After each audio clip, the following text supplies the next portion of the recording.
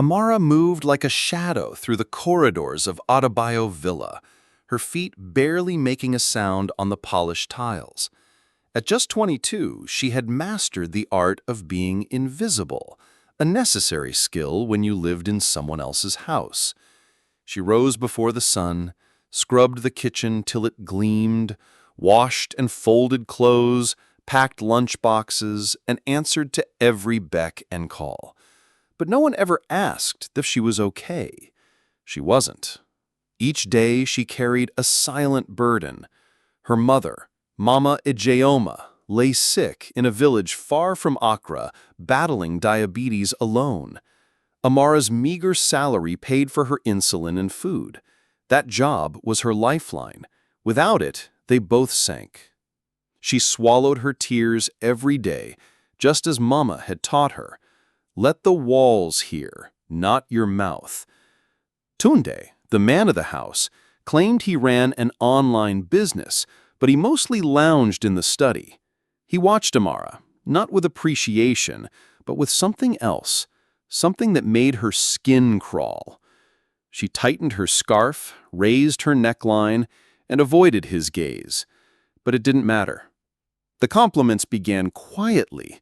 "You bend like a river, smooth flowing," he once whispered while she was cleaning. Then came the stares, the invitations to clean his drawer, the door that mysteriously locked behind her. Amara avoided him like fire. But fire has a way of finding dry wood. She debated telling his wife, Ngozi, a sharp-tongued banker who barely looked at Amara unless she forgot to warm the stew. But Ngozi once said proudly, "Tunde may be lazy, but he's loyal. Other women disgust him." Amara remembered that line like a knife.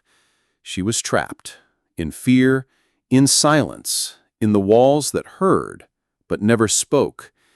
Before we go any further, comment where in the world you are watching from, and make sure to subscribe, because tomorrow's story is one you don't want to miss. One day, the fire finally reached her. Tunde called her upstairs again. When she refused his advances, he grew cold, dangerous. "If you tell Ngozi, I'll make sure you're dragged out of this house in shame." And he did. The very next morning, he claimed she had tried to seduce him. Ngozi didn't ask for proof, didn't hear a word from Amara. She ordered the guards to throw her out. In seconds, Amara went from worker to outcast. No job, no money, no home. Her last coins barely bought a sachet of water. And as the metal gates of Adebayo Villa slammed shut behind her, she stood barefoot in the dust of Accra, betrayed, humiliated, and utterly alone. But fate wasn't done with her yet, because sometimes, right when you're about to break, a stranger appears, and everything begins to change. The first time Amara felt it, really felt it, was on a Tuesday morning. She was kneeling to scrub the floor by the bookshelf in the upstairs hallway when she heard his voice drift behind her, casual yet sharp. "You bend like the river, smooth flowing." She froze. Her sponge slipped from her hand. Blood rushed to her ears. She didn't turn. "I said," he repeated, closer this time, "you're too beautiful to be cleaning floors." Amara stood slowly, eyes fixed on the sponge now soaked in soapy water. "Excuse me, sir?" she said, voice barely above a whisper. Tunde leaned against the doorway with a smile that never reached his eyes. "Don't pretend you don't know. A girl like you could do better than this job." "I'll get back to work," Amara muttered, and walked away, clutching the wet sponge like a weapon. Her heart pounded so loudly she thought it might echo through the walls. That night, she sat on her narrow mattress in the tiny boys' quarters behind the villa. Her hands trembled as she wrote a message she never sent. "Madame, your husband is making me uncomfortable." She deleted it. She remembered Mama Ijioma's voice again. Swallow your pain. Speak only when the roof is ready to collapse. But was it not already collapsing? Over the next days, it got worse. Tunde would call her upstairs with the flimsiest of excuses. Amara, bring air freshener. Amara, my charger is missing. Amara, the light bulb flickered. Each time she entered, she felt his eyes before she even saw them, slow, searching, shameless. She started timing her chores to avoid him. If he was upstairs, she cleaned the downstairs. If he sat in the study, she stayed near the children. She wore her scarf tighter, raised her neckline, kept her blouse buttoned to the top even in the Accra heat. But shame has a way of finding the innocent. He was persistent. One afternoon, as she carried Lily's laundry to the drying line, he appeared behind her, too close. I remind you of someone, he whispered. Someone I wanted and couldn't have. Maybe this time I'll take what I want. Amara flinched and stepped away. Sir, please don't talk to me like that. His face twisted. Relax, girl. You think I'd actually want someone like you? Then just as quickly, he smirked. You'll know, my wife is never home. Maybe you enjoy the attention. Her throat dried. She forced her legs to move. She walked away without another word. But inside, something cracked. That evening, Lily, only 6 years old, tugged on her wrapper as Amara braided her hair. Why are your eyes always sad now? The girl asked, innocently. Amara smiled weakly. I'm just tired, sweetie. But it wasn't tiredness. It was fear, the slow kind that simmers like water in a sealed pot. And the lid was about to fly off. Then came the study incident, the one that would change everything. It started like any other lie. Clean the bottom drawer, he said, over his laptop, not even looking at her. She obeyed, opened it, empty. There's nothing spilled here, she said, still crouched. When she turned around, he had moved.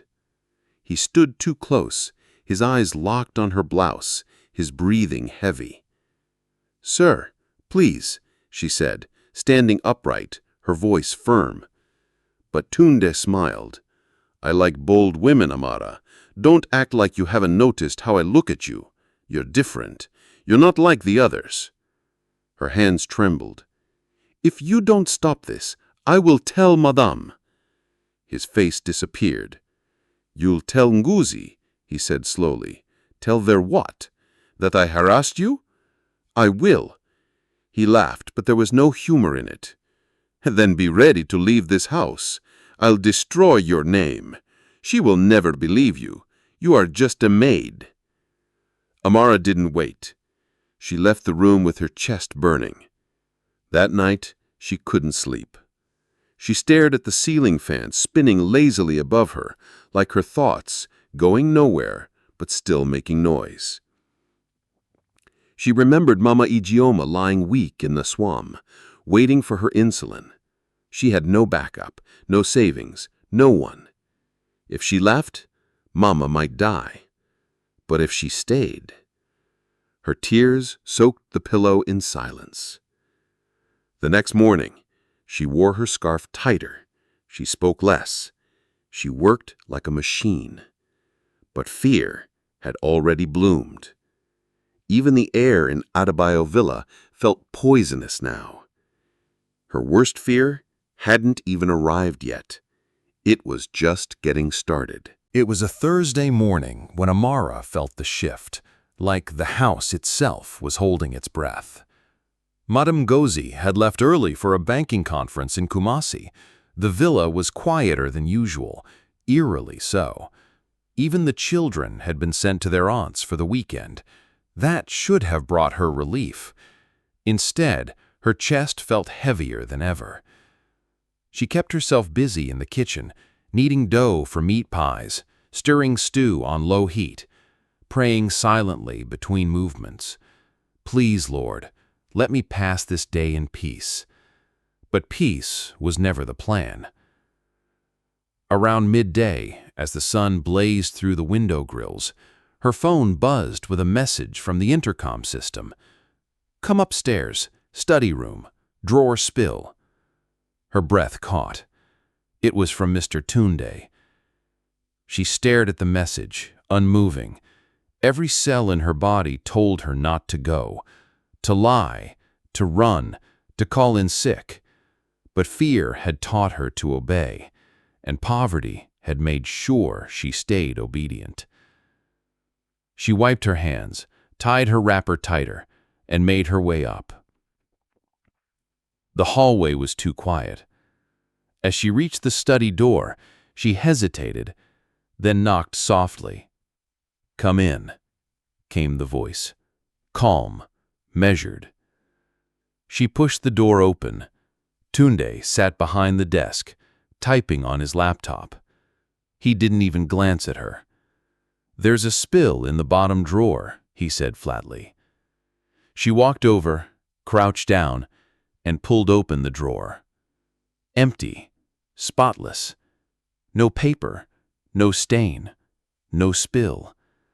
Her hands froze. "I don't see anything, sir," she said, voice small. She turned her head, and that's when she saw it. He was no longer in his chair. He stood just inches behind her, gaze fixed on her blouse, chest rising and falling with slow, deliberate breath. Amara sprang to her feet. "Sir, please respect yourself," she said louder this time. He didn't move. He didn't blink. "I like women with fire," he said, his tone low. "Don't pretend you don't feel what's between us." "There's nothing between us," she snapped. "I'm just a worker here. Your wife hired me. I've done nothing wrong." Tunde's smile twisted into something darker. "You should be careful how you talk to me." "No," Amara said, trembling. "You should be careful. If you don't stop this, I'll tell Madam." His eyes narrowed. The fake smile vanished. The softness drained from his face, replaced by sharpness, a predator cornered. "You'll tell Ngozi?" he repeated slowly. "And you think she'll believe you?" "She should know the truth," Amara replied, though her voice was shaking. Tunde let out a low, cold laugh. "You poor thing. You really think you matter here?" He walked back to the desk, poured himself juice from a crystal carafe, and sipped. "She sees you as dust, as background, as noise. I'll make her believe you came after me," he said, with terrifying calm. "I'll tell her you entered this room dressed to tempt. I'll say you've been sending me messages, trying to seduce me." Amara felt her knees weaken. "She trusts me, Amara. She'll believe anything I say. You've seen it, and once she does, your name will be trash." Tears welled up in Amara's eyes, but she didn't let them fall. She stepped back, gripping her hands so tightly her knuckles turned white. "I'm not afraid of you anymore," she said, though it wasn't quite true. "You should be," he said flatly. She left the room. Back in the kitchen, her legs gave out. She sat on the floor, back against the cupboard, trying to breathe. Her hands shook. Her apron was soaked in sweat. The spoon in the pot clanged as her elbow hit the counter. She stared into space. Would Madam believe her? Would she even listen? That night, Amara didn't eat. She didn't sing while washing dishes like she usually did. She didn't check on the water tank or finish folding the laundry. She just sat on her narrow bed, back straight, eyes wide open, as the ceiling fan above her spun in circles. Her phone battery was dying, One bar left. A message from Mama Ijeoma sat unread, a voice note sent that afternoon. She didn't have the strength to listen. What would she even say? "Mama, I'm being hunted in this house." No, she couldn't do that to Mama. She considered packing her bag that night, walking away, leaving the villa forever. But her thoughts were interrupted by the distant sound of Tunde's voice on a call upstairs. Laughing, relaxed, like nothing had happened. And that was what scared her most. That for him, nothing had happened. He could ruin her and sleep soundly after. She finally lay down, but she didn't close her eyes. Somewhere outside, a rooster crowed. Morning was coming, and with it the collapse she had feared all along. The morning sun rose over Adebayo Villa like it always did, golden, warm, indifferent. Amara stood in the kitchen pouring tea into delicate porcelain cups. Her hands moved with muscle memory, but her mind was elsewhere. She hadn't slept, not really. Her eyes were dry, her body hollow, but there was work to do, and pretending was her last form of survival. She arranged the breakfast tray: toast, mango slices, 2 boiled eggs, and tea with lemon. She adjusted the napkin like it mattered, even when nothing else seemed to. Today, she would speak. She would tell Madame. She couldn't carry it any longer. As she stepped into the living room, her heart jumped. Madame Ngozi was sitting on the couch, home early. It was rare to see her before 9 a.m., let alone dressed in her weekend kaftan, sipping water and checking her phone. Amara hesitated at the doorway. This was it. This was the moment. She drew a breath, ready to speak. But the front door opened before she could. Tunde entered, holding a cup of tea, looking like a man in mourning. Tired eyes, solemn face, carefully chosen. Amara's stomach dropped. Something was wrong. Very wrong. "Ngozi," Tunde said softly, "there's something I need to tell you." She looked up. "Yes?" He sighed and glanced briefly at Amara, and in that single glance, she knew. He was going to do it. He was going to flip the truth. "It's about Amara," he began, voice low and broken. "I've tried to keep quiet because I didn't want to embarrass her, but she's been acting strangely, and I think it's time I said something." Ngozi's face darkened. "What do you mean?" "She's been inappropriate," he said carefully. "Following me, leaving notes. The other day she tried to touch me." Amara's tray rattled in her hands. "What?" she gasped. Ngozi turned sharply. "Keep quiet. Madame, please, he's lying. He's the one." "I said keep quiet." Ngozi stood up, eyes blazing. "How dare you speak while a man is talking?" Amara's throat closed. "Madame, he's been harassing me for weeks. I was scared. I didn't know who to tell. But I swear to you, I never—" "Oh, please," Ngozi scoffed. "Tunde may be lazy, but he's loyal. He wouldn't even touch another woman, let alone a maid." Amara stepped forward, desperate. "Madame, I'm telling you the truth. He—" "Why now?" Ngozi snapped. "Why wait until he speaks, then suddenly find your voice?" Tears brimmed in Amara's eyes. "Because I knew you wouldn't believe me." "You're right," Ngozi said coldly. "I don't." There was silence. A silence so sharp it could cut glass. Then Ngozi turned to the guards. "Take this girl out of my house." "Madame, please, my mother, she's sick. Please, I have nowhere to go." But Ngozi had already turned away. And Tunde just stood there, watching, smirking, victorious. The guards didn't speak. They grabbed Amara's small travel bag, tossed in her few belongings, and escorted her to the gate like a criminal. She didn't resist. What was the point? She had told the truth, and still she was the liar. The gates closed behind her with a loud, final clang. Amara stood barefoot on the edge of the street, the dust rising around her ankles. She looked back at the house where she had given 10 months of her life. Early mornings, quiet labor, silent dignity. Now she was a stain they had scrubbed off, a ghost already forgotten. She clutched her bag, hands trembling. Passers-by barely glanced her way. Just another girl with a bag. Nothing special, nothing worth noticing. But inside, her soul was collapsing. She walked, past closed kiosks and shuttered stalls, past people who looked through her like glass. She approached a gatekeeper at a compound nearby, asking if she could sit inside until sunrise. He didn't even look at her. "I no get wahala this night. Go away." She nodded and kept walking.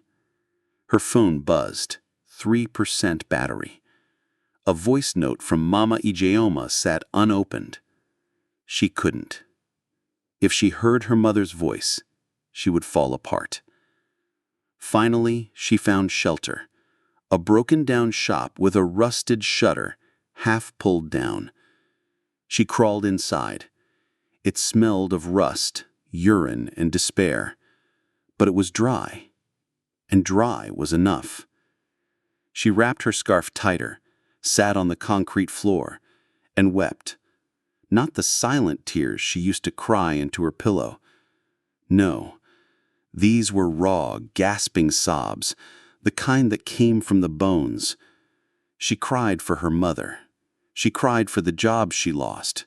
She cried for the lies that chased her into the street.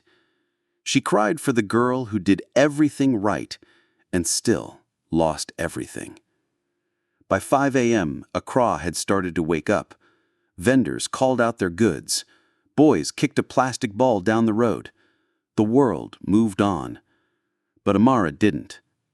She stood slowly, adjusted her wrapper, and stepped into the dawn with no plan, no destination, no food. But something inside her still whispered, "Keep moving. Don't stop." The city didn't care that Amara's world had just collapsed. Accra buzzed to life around her. Taxi horns, hawkers yelling prices, music from a distance, laughter she didn't belong to. She walked like a ghost among the living, her feet blistered, her stomach aching. She hadn't eaten in nearly 24 hours. Her scarf was stained with dust. Her wrapper clung to her with sweat and tears. She followed the road toward Kwame Circle, hoping she might find a park bench or a church porch to rest on. Somewhere she could just breathe. Somewhere she could cry without being chased away. But fate had other plans.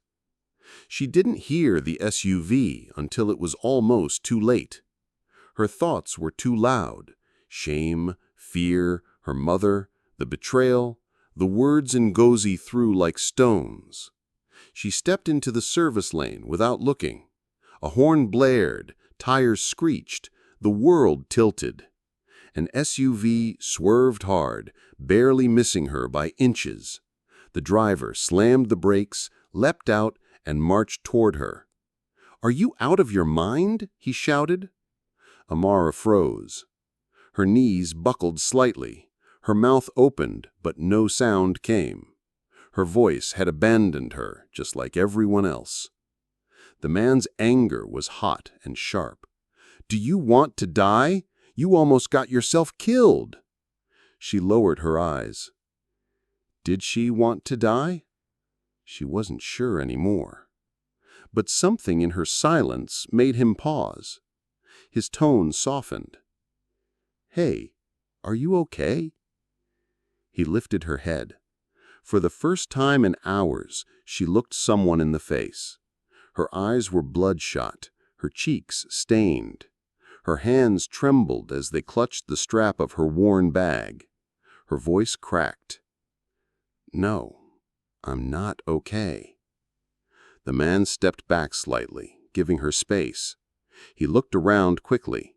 People had started to stare, but he kept his focus on her. "What happened to you?" he asked, gently now. Amara didn't answer. She couldn't.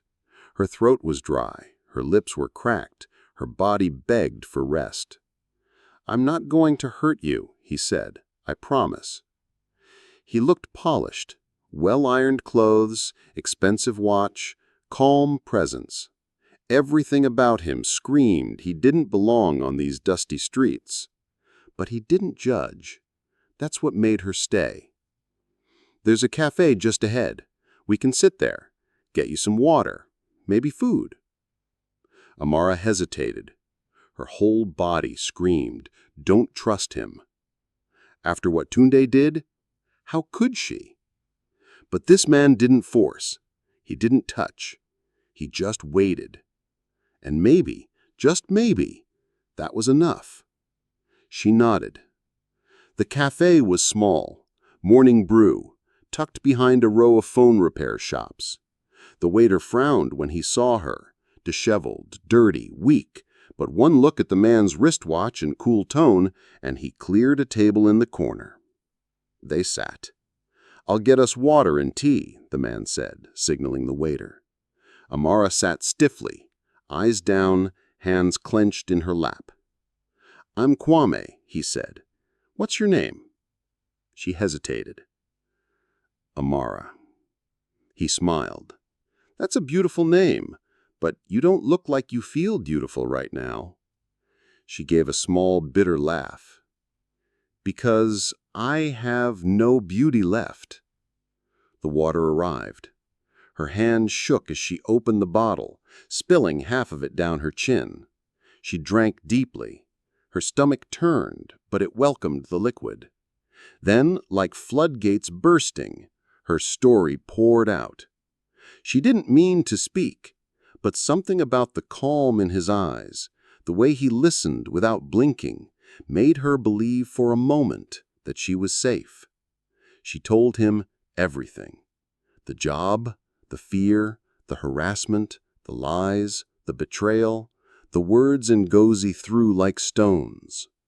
She told him about Mama Ijoma in Swam, about sleeping in an abandoned shop, about waking up to no hope, about almost not caring if that SUV had hit her. Kwame didn't interrupt. He didn't ask for proof. He didn't question her pain. When she finally stopped, breathless, eyes wet again, she looked away in shame. "I shouldn't have said all that. I don't even know you." He shook his head slowly. "You've held that in for too long. You needed someone to hear it." She wiped her face. "I have nowhere to go." He nodded thoughtfully, then spoke carefully. "What if, just for today, you let someone help you?" Amara's eyes narrowed. "Why?" Kwame looked up at the ceiling like he was searching for the right words. "Because the people who deserve kindness the most are usually the ones who never ask for it." Her breath caught. "I don't know you. How do I know this isn't just another trap?" He reached into his wallet and placed a clean ID on the table. It read, Kwame, Mensa, Director, Horizon Group, Presidential Crest of Ghana. Amara blinked. "You work for the president?" He smiled softly. "Something like that." He stood. "I have a home not far from here, a safe place. You don't have to say yes, but if you want to rest, eat, clean up, the option is yours." She stared at him. Everything inside her screamed no, but she had nothing left to lose. And for the first time in days, she nodded. Kwame smiled. "Come." He opened the back door of the SUV, not the front, a gesture that made her chest tighten. Respect. She climbed in. The car pulled into traffic, and for the first time in a long, long time, Amara exhaled. The ride was quiet. Amara sat in the back seat of the black SUV, her fingers clutching her bag as though it might vanish if she let go. The leather seats were soft. The scent, lemon and cedar, made her dizzy. Not from discomfort, but from unfamiliarity. She wasn't used to clean things. She wasn't used to being treated like she mattered.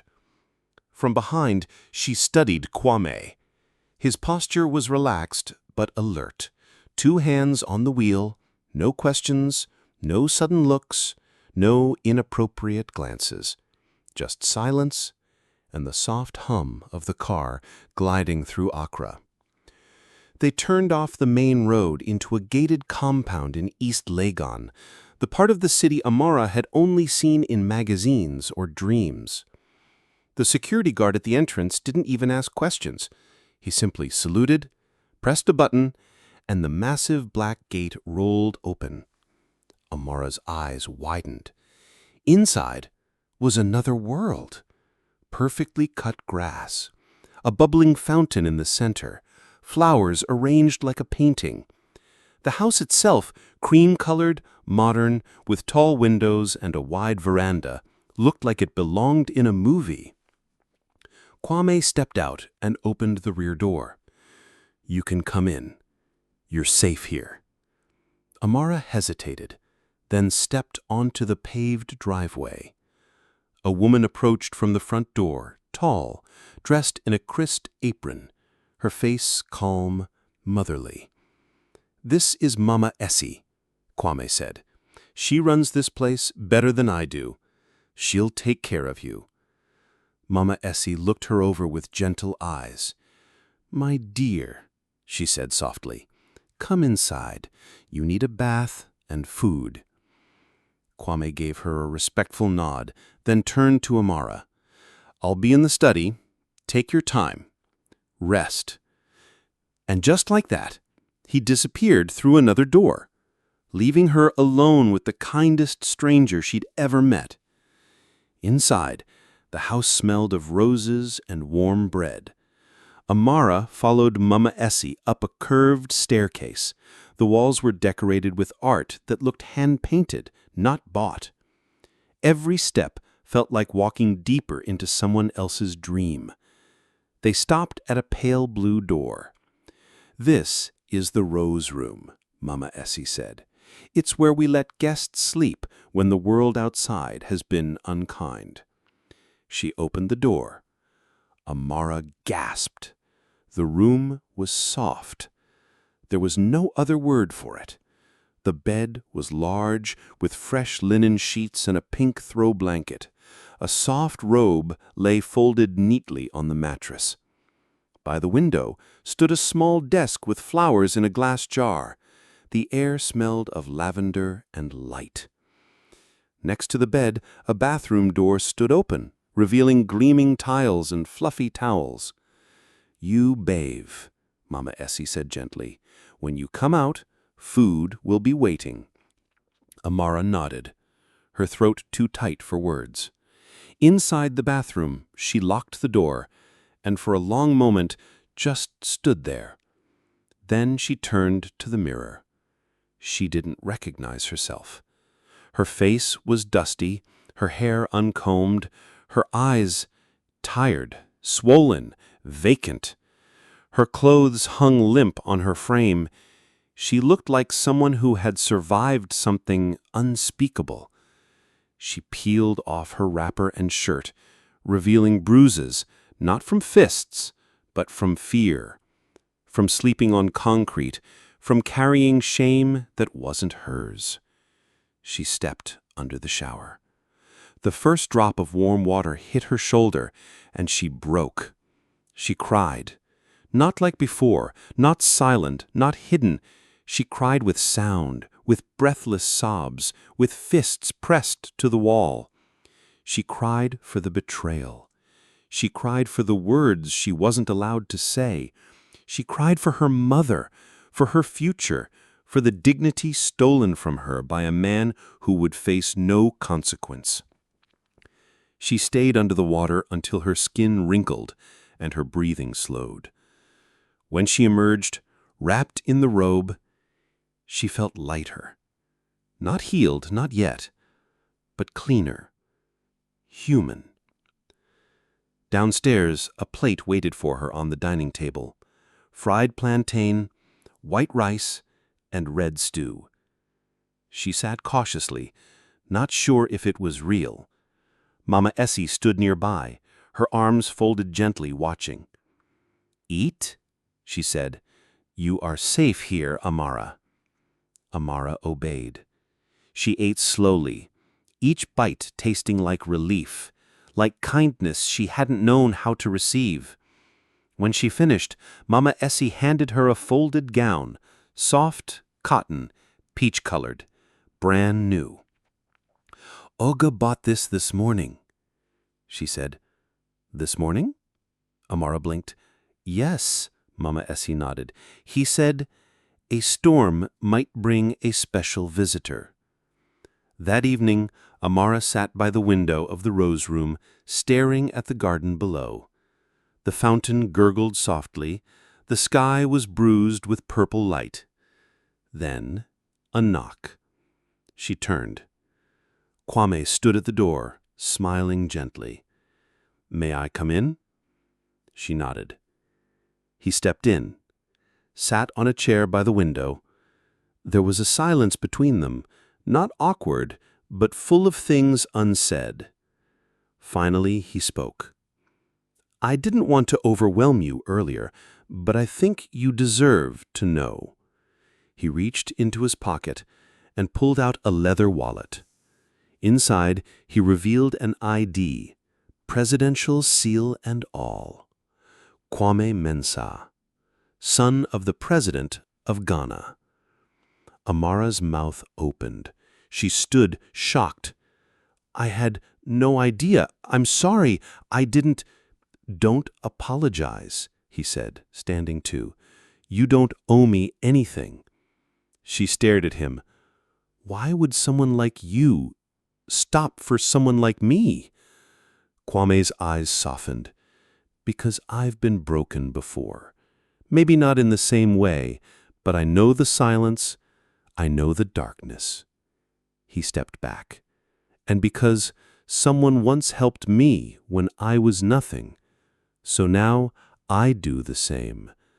Amara's eyes welled again. But this time, it wasn't pain. It was hope. The next morning, sunlight poured into the rose room like gold. Amara opened her eyes slowly. For the first time in many days, she hadn't been afraid to sleep.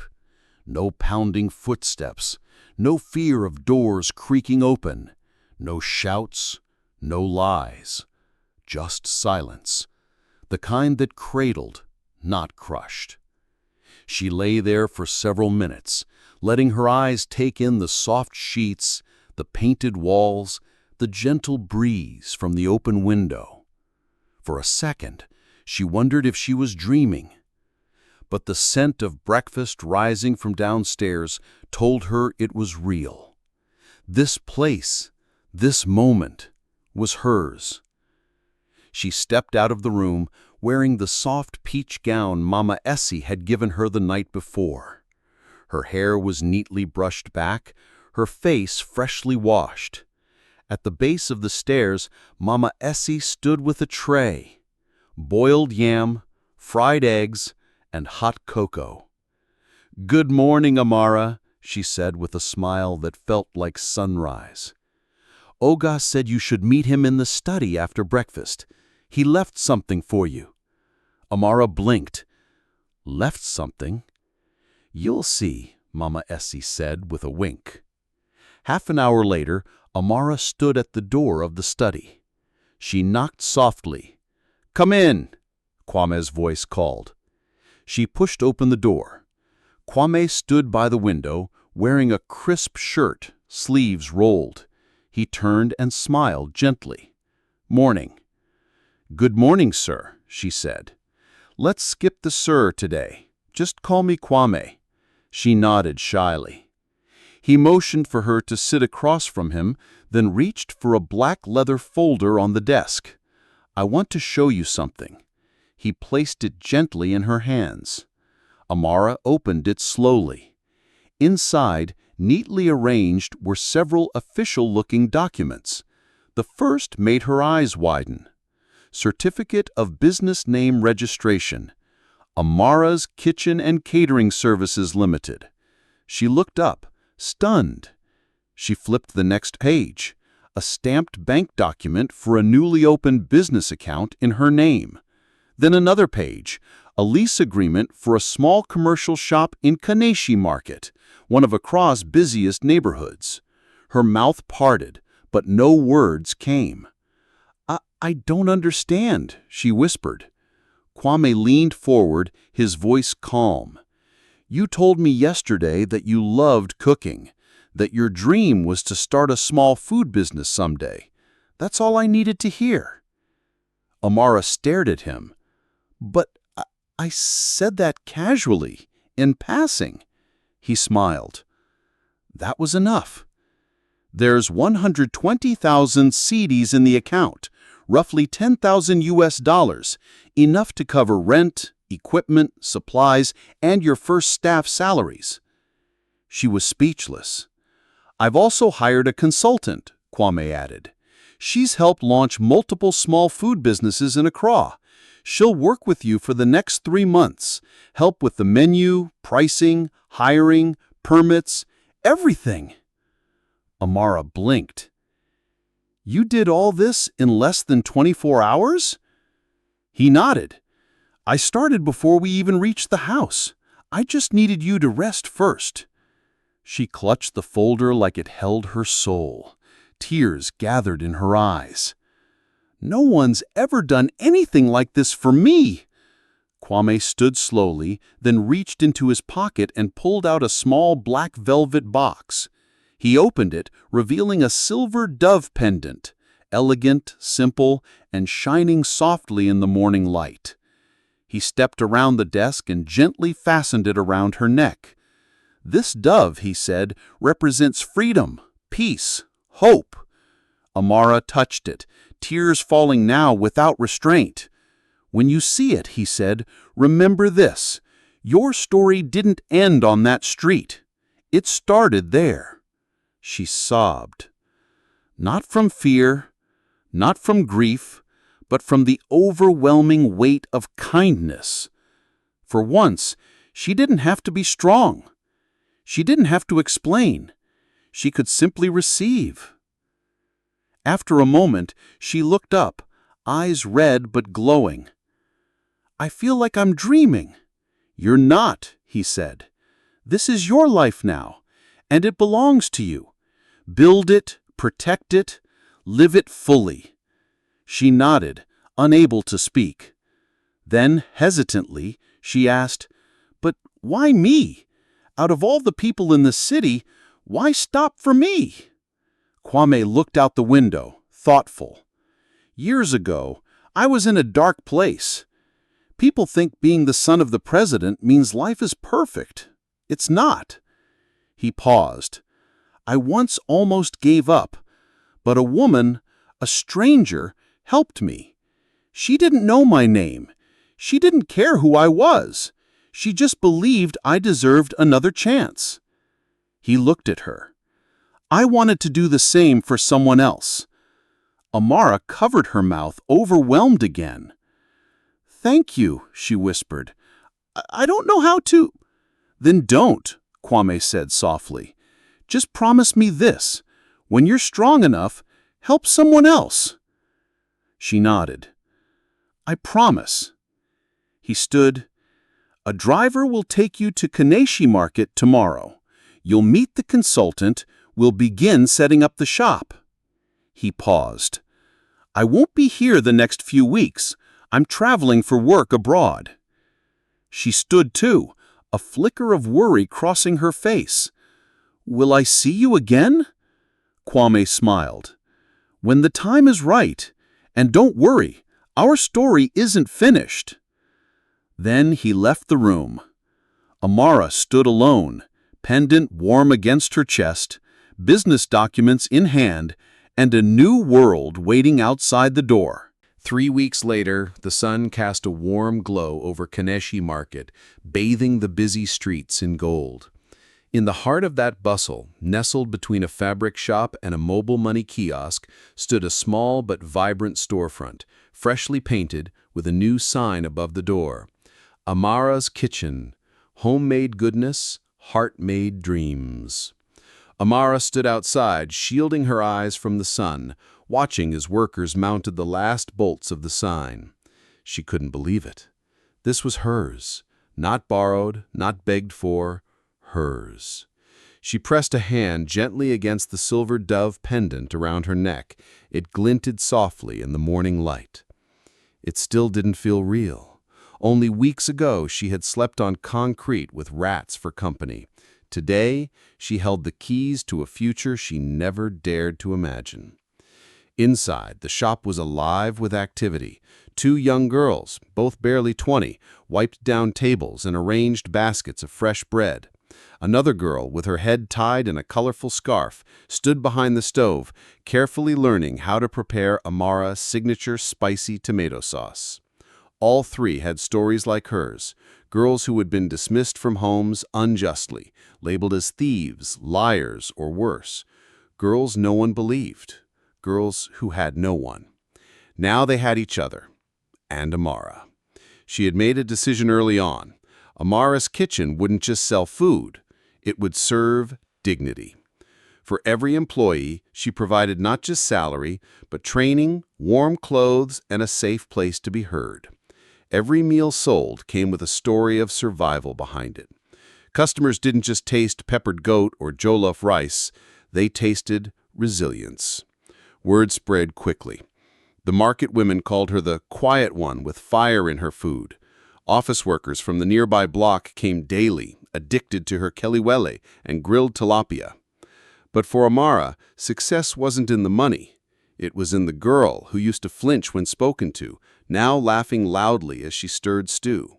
It was in the young assistant who once refused to look people in the eye, now proudly taking orders. It was in the mirror, where Amara saw herself, not broken, not ashamed, but becoming. Kwame hadn't contacted her since he left. No calls, no messages, no visits, just silence. Still, she kept his business card tucked safely inside her Bible, pages worn from prayer and planning. She didn't know if she'd ever see him again, but somehow that wasn't the point. He hadn't come to stay. He had come to ignite, and the fire he lit in her hadn't gone out. It had become a flame that fed others. That evening, Amara returned to her small apartment in Adrabraka, tired but content. She brewed hibiscus tea and scrolled through her new smartphone, catching up on news. Then her thumb froze. A headline flashed across the screen. Breaking! President's son, Kwame Menza, launches multi-million-dollar tech hub in Dubai. She clicked.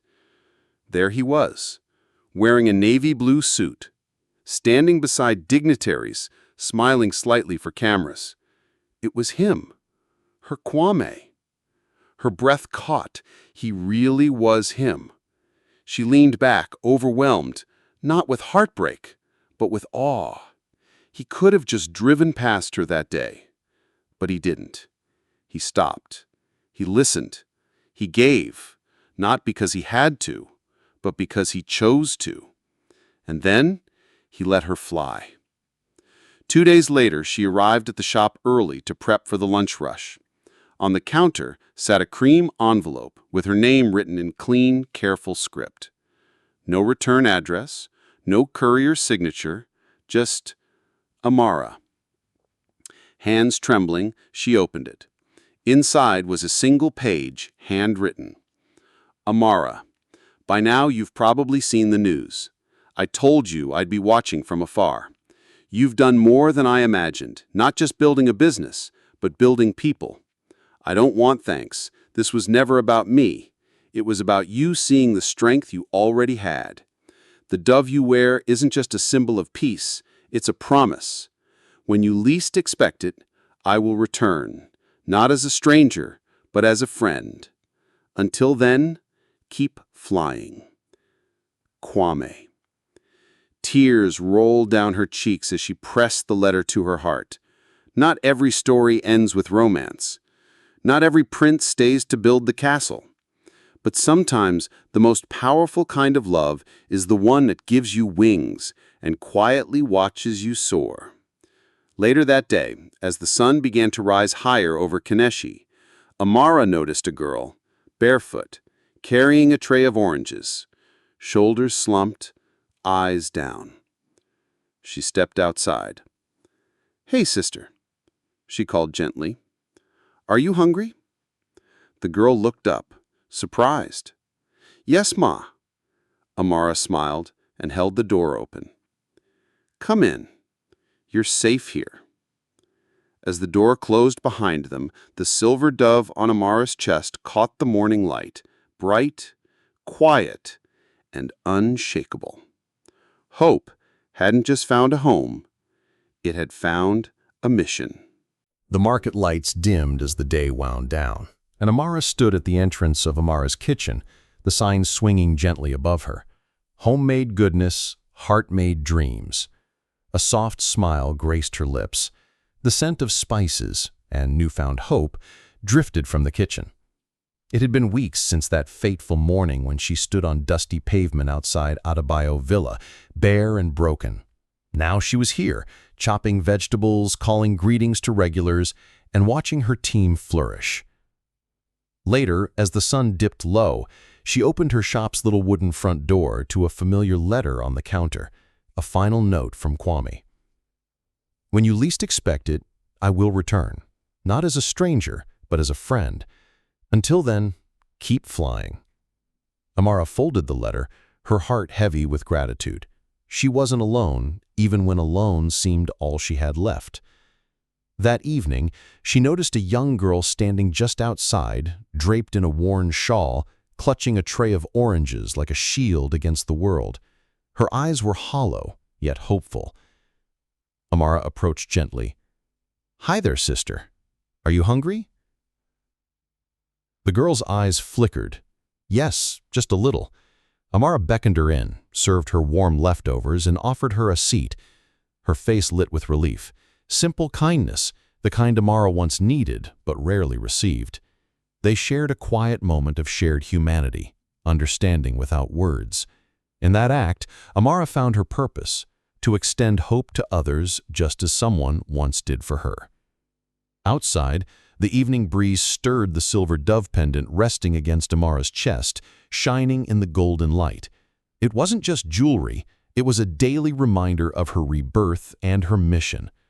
From maid to provider, from victim to visionary. Her journey had come full circle. She whispered to the silence, "I will keep flying, and I will help others find their wings."